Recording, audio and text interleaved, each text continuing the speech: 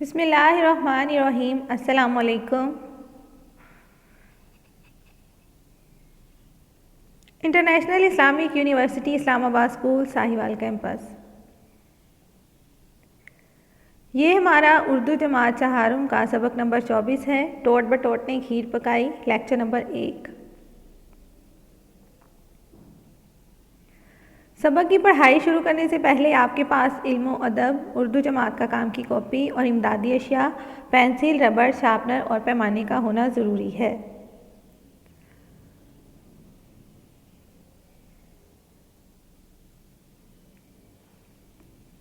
आज का हमारा उन्वान जो है वो एक नज़म है, टोट बटोट ने खीर पकाई।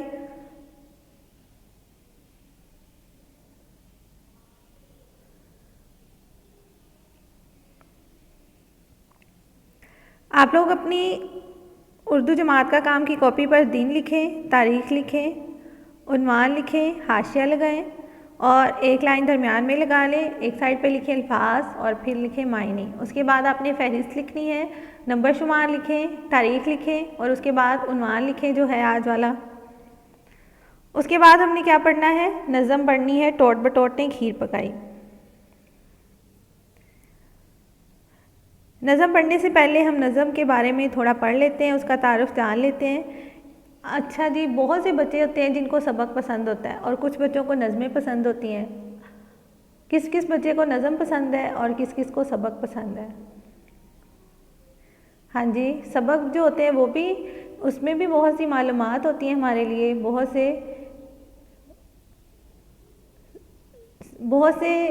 सी मालूमात होती हैं और बहुत सी नसीहत आमूज़ बातें भी होती हैं।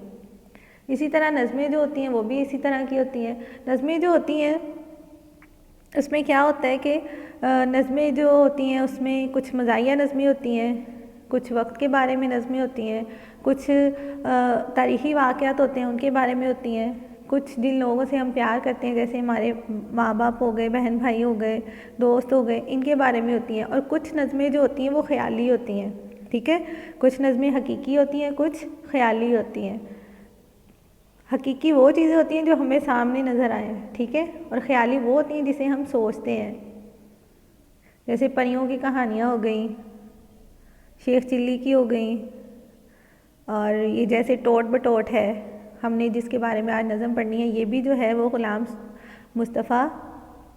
सूफ़ी ग़ुलाम मुस्तफ़ा तबस्सुम का जो है वो एक ख़याली किरदार है, ठीक है, ख़याली किरदार है।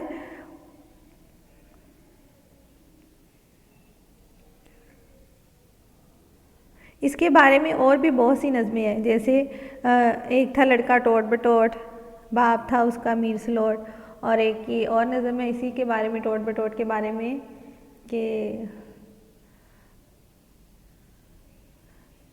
टोट बटोट के 2 मुर्गे थे, दोनों थे होशियार, एक मुर्गे का नाम था गिट्टू, एक का नाम गिटार। इसी तरह एक नाम से बहुत सी नज़में हैं। आपके दिमाग में कोई नज़म है, कोई परियों की, कोई शहज़ादियों की,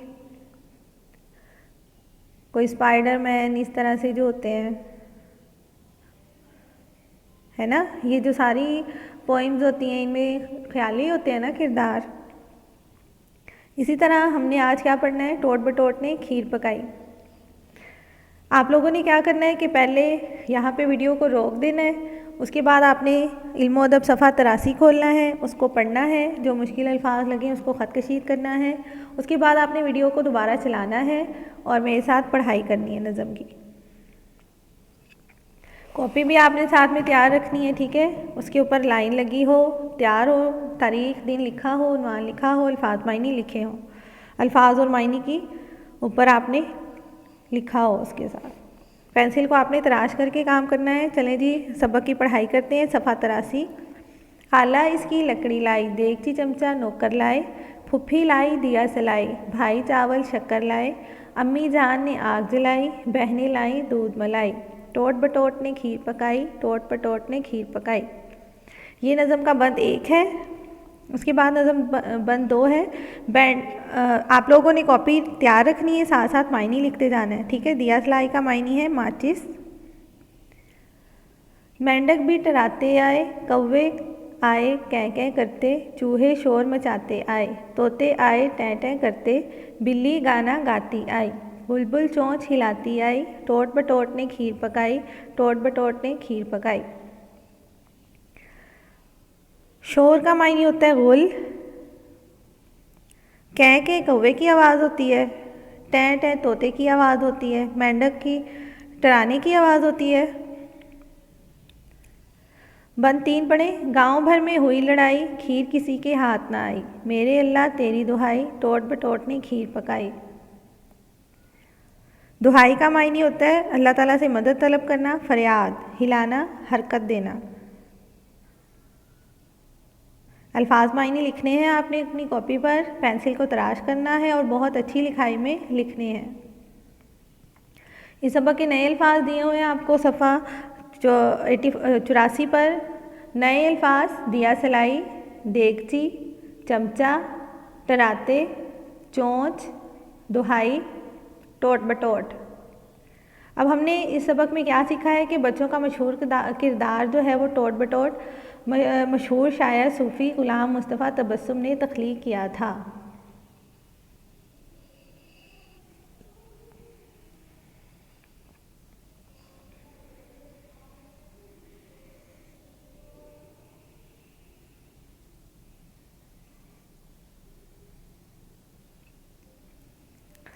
घर का काम अब आपने इसका क्या करना है, नज़म को याद करना है। जिस जिस बच्चे को पसंद आई है, सब बच्चों को पसंद आई होगी ना। नज़म को आपने याद करना है, अल्फाज मायने लिखने हैं जमात का काम की कॉपी पर, और नए अल्फाज जो हैं वो आपने याद करने हैं, और फिर इसकी इमला जो है वो आपने घर का काम की कॉपी पर लिखनी है, और एक लफ्ज़ को 3-3 दफ़ा खुशखत करके लिखना है, ठीक है, 5 दफ़ा लिखना है। उसके बाद आपने क्या करना है, सबक की मश्क 2 और 3 घर का काम की कॉपी पर हल करनी है। पहले इमला लिखनी है, उसके बाद मश्क 2 है, वो है हम आवाज़ अल्फाज। हम आवाज़ अल्फाज आपने पहले भी पढ़े हुए हैं कि इसकी तारीफ़ भी मैंने आपको लिखवाई हुई है। हम आवाज़ अल्फाज वो होते हैं जिनकी आवाज़ें एक जैसी होती हैं और इनके मायने मुख्तलिफ होते हैं। जैसे आपको मिसाल दी हुई है धुलाई, सिलाई, दोनों में हमज़ा छोटी यही आ रहा है ना। तो इसी तरह आपने नौकर का हम आवाज़ लिखना है। क्या होगा, अभी हमने नज़म में पढ़ा है, कौन बताएंगे? शाबाश, बताएं। नौकर का हम आवाज़ लफ्ज़ शक्कर, ठीक है, नौकर और शक्कर में काफ और रे आ रहा है। उसके बाद टराते, टराते, हाँ जी, दूसरे वाले पैराग्राफ में दूसरे बंद में लिखा हुआ है टराते मचाते, अलिफ ते आ रहा है ना। उसके बाद है दुहाई, दुहाई, हाँ जी, पकाई भी लिख सकते हैं, लड़ाई भी लिख सकते हैं। कौवे,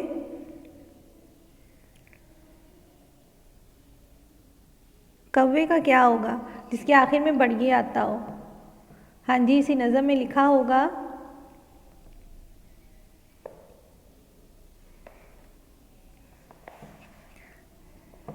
हाँ जी, कौवे का क्या होगा, तोते, दोनों में बढ़िया आ रहा है ना आखिर में, कै कै टै टै।